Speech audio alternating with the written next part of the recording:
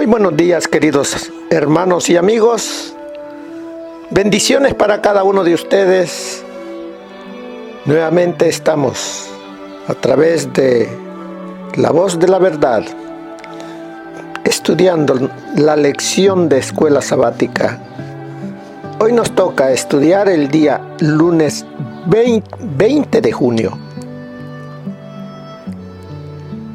Y el título: Nuestro sustituto crucificado. Estudiaremos entonces del libro de Mateo, en el capítulo 27, los versículos 45 y 46. Veamos qué nos dice la palabra de Dios. Mateo 27, 45 y 46. Y desde la hora sexta hubo tinieblas sobre toda la tierra hasta la hora novena. Cerca de la hora novena, Jesús clamó a gran voz diciendo: Elí, Elí, lama sabactani. Esto es: Dios mío, ¿por qué me has desamparado? ¿Cuál es el significado de este grito? Esa es la primera pregunta que se encuentra aquí en la lección. ¿Y de qué manera comprendemos sus implicaciones en el plan de salvación?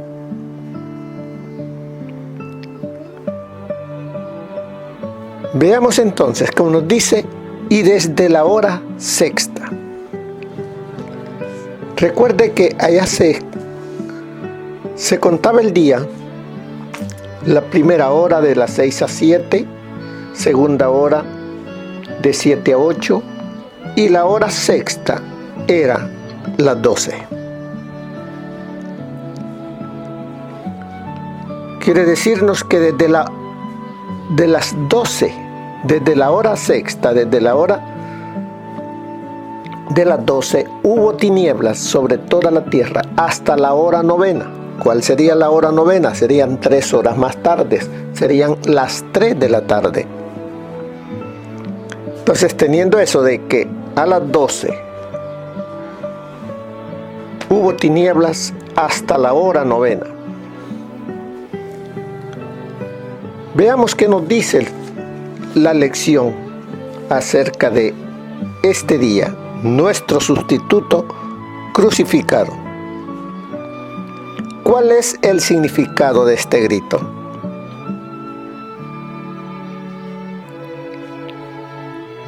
Elí, Elí, lama sabactani. Esto es: Dios mío, ¿por qué me has desamparado? ¿Por qué dice el Señor Jesús: ¿por qué me has desamparado? ¿Qué sentía el Señor Jesús cuando estaba en la cruz? Como dice Mateo, registra lo que los teólogos llaman el grito de desamparo. O sea, desamparo da la idea de abandono de alguien con necesidades. Vemos aquí que Jesús sintió el abandono del Padre. ¿Será que el Padre lo había abandonado? No. Pero en ese momento estaba solamente observando lo que estaba padeciendo su hijo. Pero el hijo, a consecuencia del pecado que ahora cargaba él como nuestro sustituto, es lo que estaba haciendo una barrera para que no pudiese ver a su padre. Su padre estaba allí. Siempre estuvo con él, como también Dios siempre está con nosotros.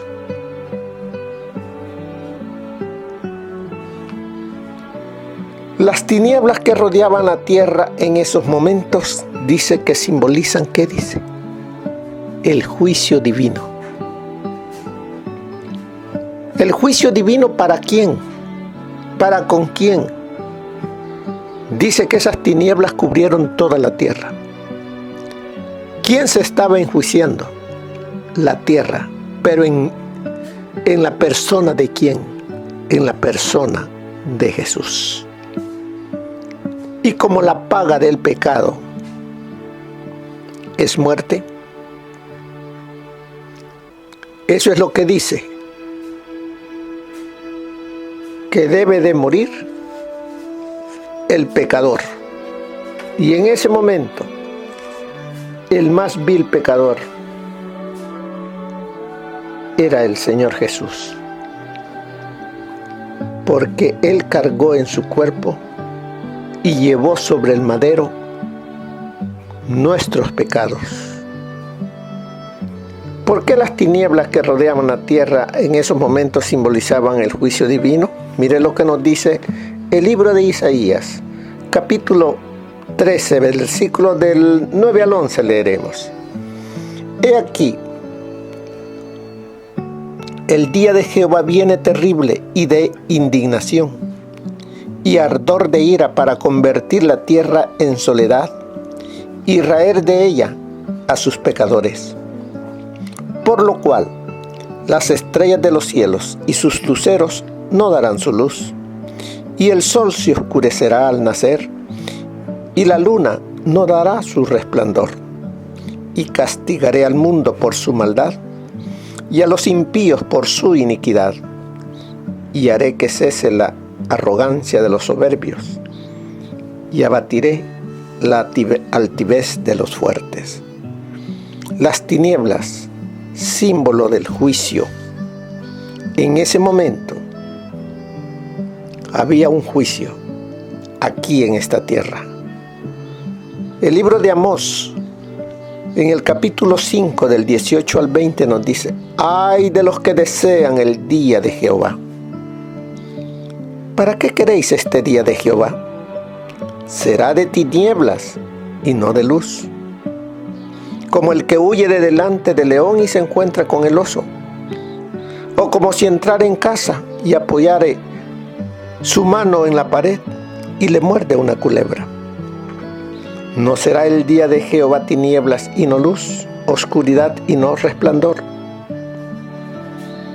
¿Qué habían entonces, dice, a la hora sexta hasta la hora novena? Tinieblas. Tinieblas sobre toda la tierra. Nos dice también en el libro de Jeremías, capítulo 13, versículo 16. Dad gloria a Jehová, Dios vuestro, antes que haga venir tinieblas, y antes que vuestros pies tropiecen en montes de oscuridad, y esperéis luz, y os la vuelva en sombra de muerte y tinieblas. Dad gloria a Jehová Dios vuestro, antes que haga venir tinieblas. Antes de que vuestro nombre, que nuestros nombres, sean enjuiciados, dice, dad gloria a Jehová.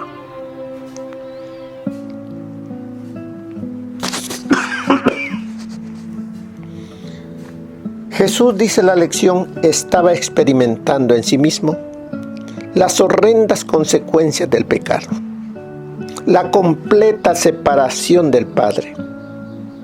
Él estaba cargando sobre sí mismo la condenación divina contra el pecado que debió haber sido la nuestra. Nuestro sustituto estaba pagando el precio de nuestro pecado. Y el precio de nuestro pecado es muerte. La paga del pecado es muerte. Y Él estaba cargando sobre sí mismo la condenación divina, dice, contra el pecado. Por eso nos dice en el libro de Hebreos 9:28, así también Cristo fue ofrecido una sola vez para llevar los pecados de muchos. ¿Por qué dice de muchos y no dice de todos? ¿Se ha preguntado usted? Dice, para llevar los pecados de muchos.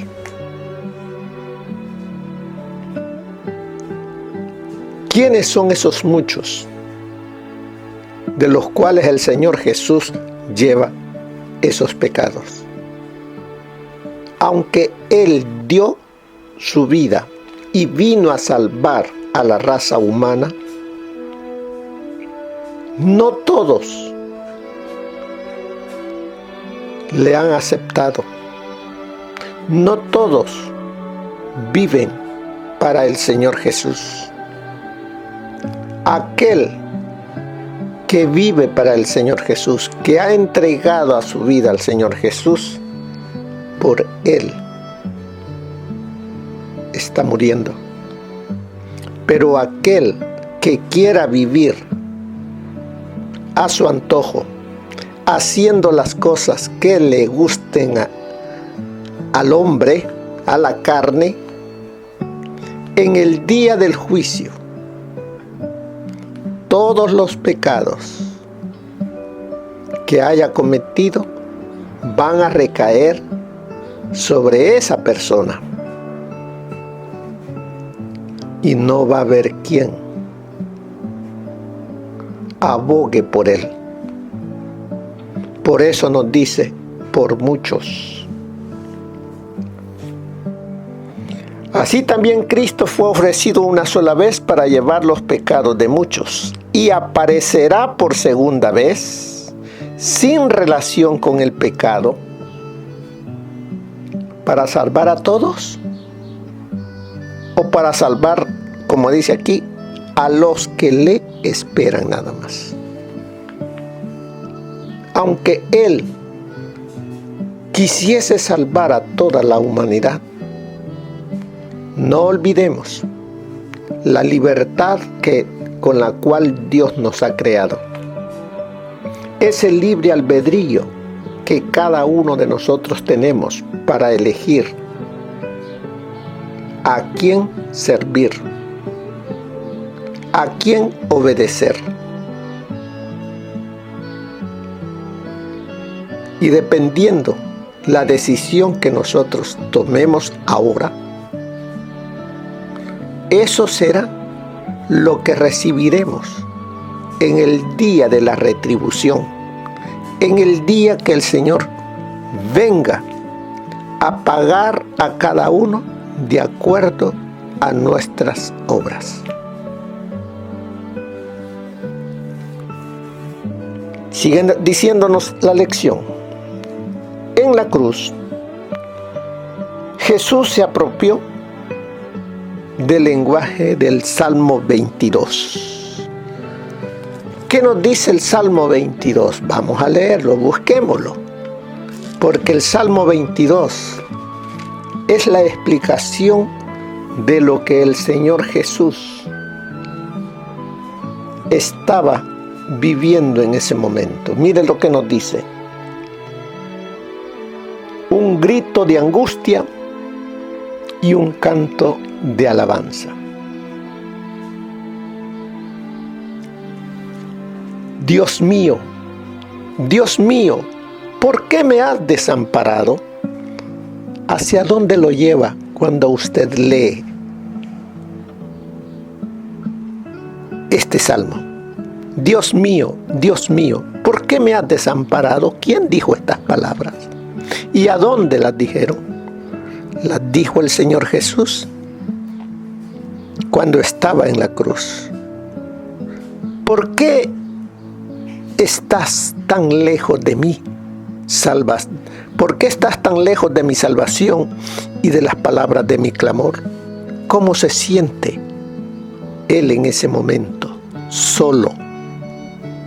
Siente que no está a su lado su Padre. Sigue diciendo el verso 2, Dios mío, clamo de día y no respondes, y de noche y no hay para mí reposo. ¿Cuándo es que él clamó a Dios? De noche. ¿Se recuerdan cuando estaba en el Getsemaní? Padre, si es posible, pase de mí esta copa, mas no se haga mi voluntad sino la tuya. Y clamo de día lo que está haciendo en ese momento, y dice, y no hay para mí reposo. Veamos el verso 6. Le aconsejo que usted lo lea todo, pero veamos el verso 6. Mas yo soy gusano y no hombre, oprobio de los hombres y despreciado del pueblo. El Hijo de Dios, el que estaba cargando los pecados del mundo, en vez de ser agradecidos, dice, despreciado del pueblo. Todos los que me ven me escarnecen, estiran la boca, menean la cabeza diciendo, se encomendó a Jehová, líbrele él, sálvele, puesto que en él se complacía. Se burlaban. Dice el verso 11, no te alejes de mí, porque la angustia está cerca, porque no hay quien ayude. La súplica de Jesús, no te vayas, no te alejes. Lo mismo dice en el verso 11, mas tú, Jehová, no te alejes, fortaleza mía, apresúrate a socorrerme. Nuestro sustituto estaba solo, dando su vida. Verso 15, como un tiesto se secó mi vigor, y mi lengua se pegó a mi paladar, y me han puesto en el polvo de la muerte. Él dijo, tengo sed, porque perros me han rodeado, me ha cercado cuadrilla de malignos, horadaron mis manos y mis pies. Contar puedo todos mis huesos, entre tanto, ellos me miran y me observan. Repartieron entre sí mis vestidos y sobre mi ropa echaron suertes. ¿De quién habla este salmo? Habla de nuestro Señor Jesús, de nuestro sustituto, cuando estaba pagando nuestros pecados en la cruz. Esto dice no es una simulación, no es algo, no es fantasía, es real. Jesús realmente cargó la ira de Dios contra el pecado.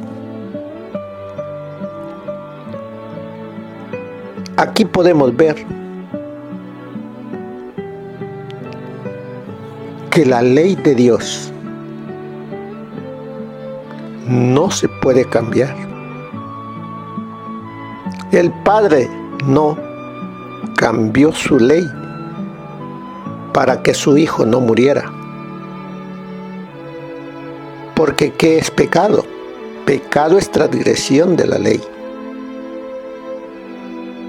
Y por consiguiente, el pecador debe morir. Aquí el Hijo de Dios cumplió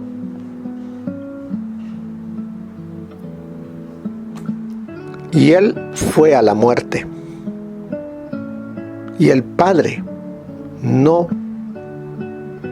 pudo, ni ahora puede, cambiar los mandamientos de la ley de Dios, porque son perfectos y son eternos.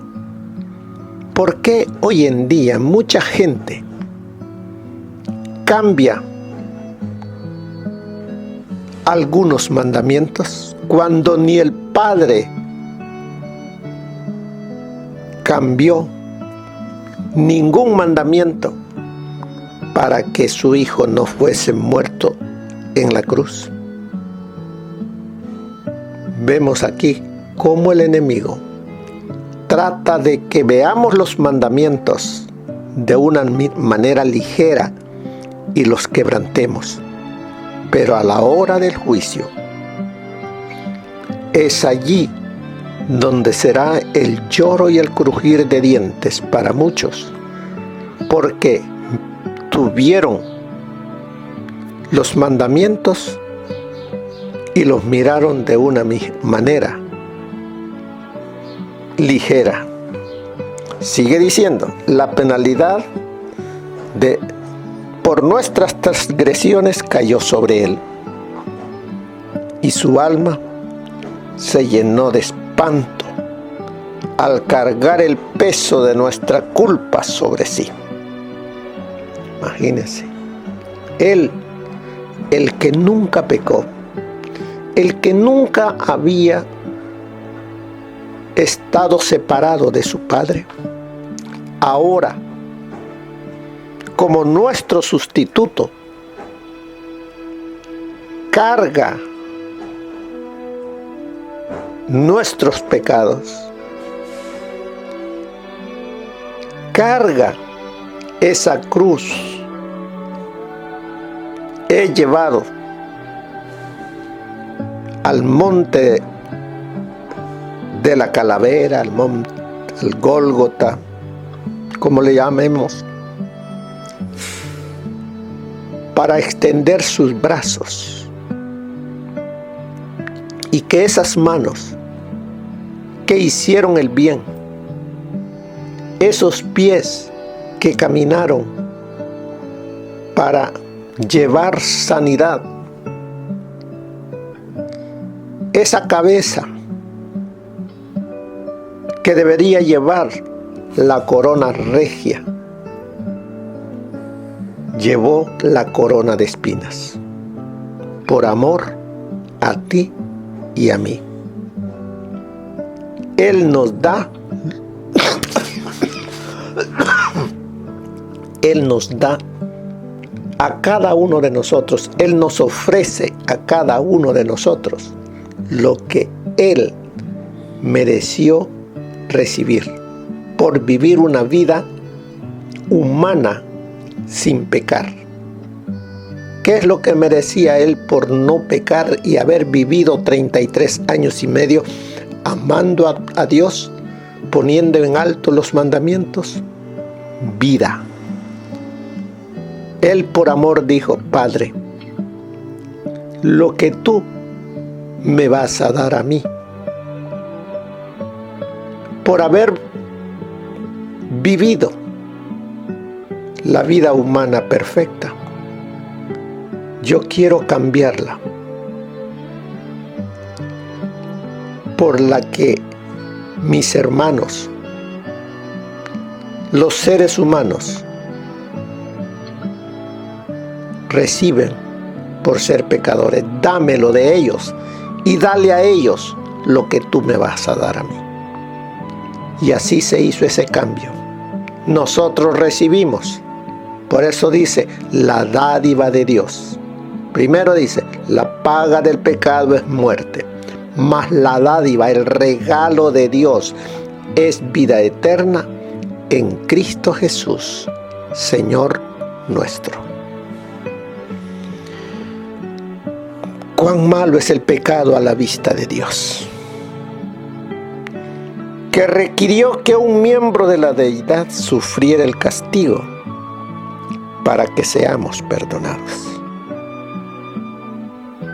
Y aún en medio de este horror, Jesús pudo exclamar: Dios mío, Dios mío. A pesar de todo lo que le sucedía, su fe permaneció intacta. Se mantuvo fiel hasta el fin, sin importar el sufrimiento. Cada uno de nosotros debiéramos meditar en los acontecimientos que el Hijo de Dios vivió y padeció esta última semana, para que veamos cuánto dio el cielo por nuestra salvación, para que veamos cuán terrible es el pecado, para que podamos, con la ayuda del Espíritu Santo, ya no ser esclavos del pecado, sino siervos de nuestro Señor Jesucristo. Mire lo que nos dice el Espíritu de profecía.